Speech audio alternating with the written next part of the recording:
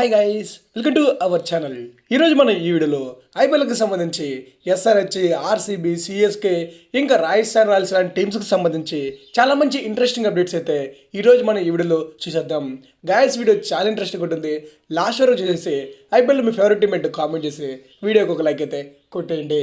ఇంకా మనం వీడియోలోకి వచ్చేస్తే మొదటి వచ్చినటువంటి అప్డేట్ చూసుకుంటే అది సిఎస్కే టీంకి సంబంధించి గత 1 వీక్ నుంచి సిఎస్కే ఫ్యాన్స్ చాలామంది అయితే ఎంఎస్ ధోని చేసినటువంటి ఒక ట్వీట్ చూసిన కాడి నుంచి ఈ జరిగే ఐపీఎల్లో ఎలాగో డెవన్ కొన్ని రావట్లేదు కాబట్టి ఎంఎస్ ధోని సిఎస్కేకి ఓపెనర్గా వస్తాడని చెప్పి చాలామంది అయితే అనుకుంటున్నారు. సో అది నిజమా కాదా, ఫేక్ అని చెప్పి మనం చూసుకుంటే అసలు ఎంఎస్ ధోని ఏమని ట్వీట్ చేసి చూసుకుంటే I cannot wait for the new season and the new role state అని పెట్టి ట్వీట్ అయితే చేయడం జరిగింది. అది ఇప్పుడు న్యూ రోల్ అంటే అది ఐపీఎల్ ఓపెనింగ్ అని కాదు గైస్. యాక్చువల్గా ఎంఎస్ ధోని చాలా బ్రాండ్స్కి బ్రాండ్ అంబాసిడర్గా అయితే ఉన్నాడు. ఇంకా చాలా యాప్స్కి తను ప్రమోషన్స్ కూడా రెగ్యులర్గా అయితే చేస్తాడు. కాబట్టి ఏదో ఒక బ్రాండ్కో లేకపోతే ఏదో ఒక యాప్కో తను మరో సీజన్ కూడా బ్రాండ్ అంబాసిడర్ అయితే ఉన్నాడు. కాబట్టి ఈ సీజన్ ఆ బ్రాండ్కి హైప్ రావాలని చెప్పి ఎంఎస్ ధోని అయితే ఇలా ట్వీట్ అయితే చేయడం జరిగింది.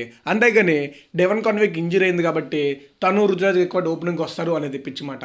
ఎంఎస్ ధోని ఈ ఏజ్లో ఓపెనింగ్ వస్తాం అనేది జరగని పని గాయస్. ఎందుకంటే తను 42 years ఏజ్ కాబట్టి సో తను మహా అయితే ఈ సీజన్ ఇంకో సీజన్ ఆడాలి. సో తను ఫుల్ ఫిట్గా ఉండాలి అంటే తను నెంబర్ 7లో వస్తేనే బాగుంటుంది. కాబట్టి ఎంఎస్ ధోని ఓపెనర్గా వస్తారని చెప్పి ఎవరన్నా మీరైతే నమ్మకండి, అదైతే fake news. Maximum MS Dhoni ఫినిషర్గా వచ్చి సిఎస్కేని గెలిపించేందుకే ట్రై చేస్తాడు. ఇంకా మనం నెక్స్ట్ న్యూస్ చూసుకుంటే అది దినేష్ కార్తిక్కి సంబంధించి రీసెంట్గా దినేష్ కార్తిక్కి సంబంధించి ESPN ఇచ్చినటువంటి అప్డేట్ ప్రకారం చూసుకుంటే దినేష్ కార్తిక్ ఇదే లాస్ట్ ఐపీఎల్ సీజన్ అంట.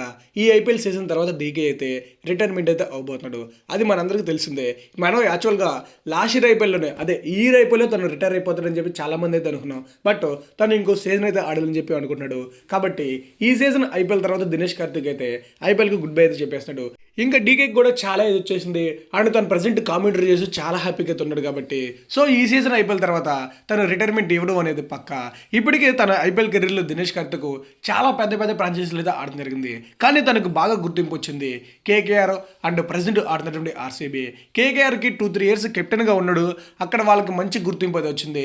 ఇంకా ఆర్సీబీలోకి వచ్చినాక 2022లో తను సూపర్ అండ్ సూపర్గా బ్యాటింగ్ చేసి తను T20 వరల్డ్ కప్లో కంబ్యాక్ ఇచ్చిన తర్వాత అందరూ డీకేని అయితే మర్చిపోరు. కాబట్టి ఇలా హై నోట్లునే ఈ ఇయర్ కూడా ఒక మంచి నాకు ఆర్సీబీకి ఆడిపెట్టి ఈ ఇయర్ ఐపీఎల్ తర్వాత తనైతే రిటైర్ అవ్వాలని చెప్పి అయితే కోరుకుంటున్నాడు.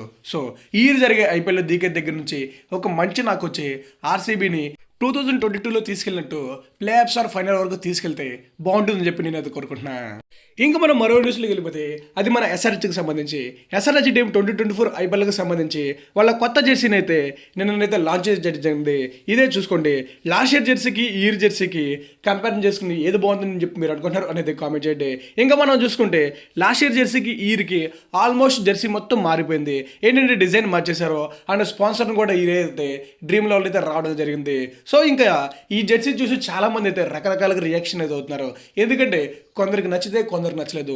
ఇంకా మన ఎస్ఆర్హెచ్ ఈ జెర్సీనే ఎందుకు వేసుకున్నారని చెప్పి చూస్తే ఈ ఇయర్ జరిగినటువంటి ఎస్ఏ20లో ఉన్నటువంటి ఎస్ఆర్హెచ్ టీము సేమ్ జెర్సీతో వాళ్ళైతే ట్రోఫీ అయితే గెలవడం జరిగింది.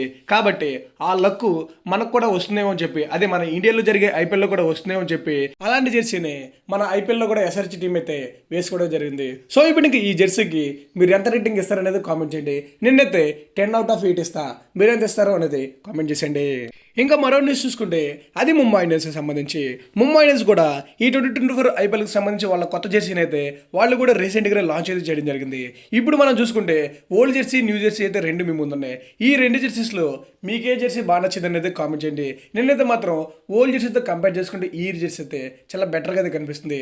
ఎందుకంటే డిజైన్ మారింది, మొత్తం మారింది. బట్ స్పాన్సర్ అయితే లాస్ట్ ఇయర్ ఎవరున్నారు, ఈ ఇయర్ కూడా అలాగే ఉన్నారు. ఇప్పుడు ఇంకా ఈ జెర్సీకి మీరు ఎంత రేటింగ్ ఇస్తారో కామెంట్ చేయండి. నిన్నైతే మాత్రం 10/9 అయితే ఇస్తాను.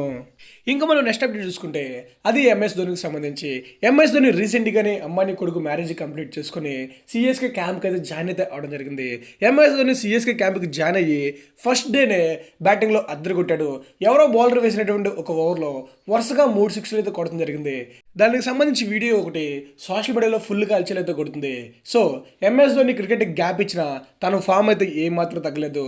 సో ఇప్పుడు ఇంకా చూడాలి ఈ జరిగే ఐపీఎల్లో ఎలా ఆడతాడు. ఇప్పుడు ఇంకా ఎంతమంది ఎంఎస్ ధోని రిటర్న్ కోసం వెయిట్ చేస్తున్నారో కింద అయితే కామెంట్ చేసేయండి.